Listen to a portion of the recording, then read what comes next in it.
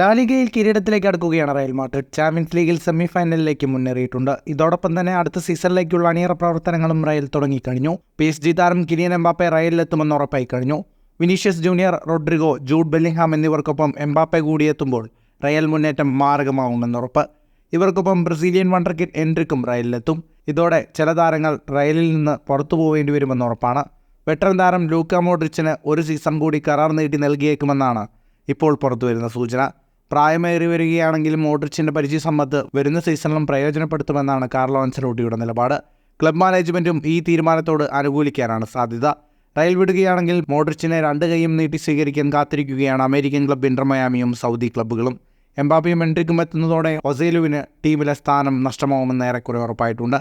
എസ്പാരിയോളിൽ നിന്ന് ലോണിൽ കളിക്കുന്ന താരമാണ് ഒസേലു. റയലിനായി 42 മത്സരങ്ങളിൽ കളിച്ച താരം 13 ഗോളും 3 അസിസ്റ്റും സ്വന്തമാക്കിയിട്ടുണ്ട്. സൗദി ക്ലബ്ബുകൾ ഒസേലുവിൽ താൽപ്പര്യം പ്രകടിപ്പിച്ചിട്ടുണ്ട്. ഫുട്ബോൾ ലോകത്തെ കൂടുതൽ വാർത്തകൾക്കും വിശേഷങ്ങൾക്കുമായി സ്പോർട്സ് കഫേ ഇപ്പോൾ തന്നെ സബ്സ്ക്രൈബ് ചെയ്യുക.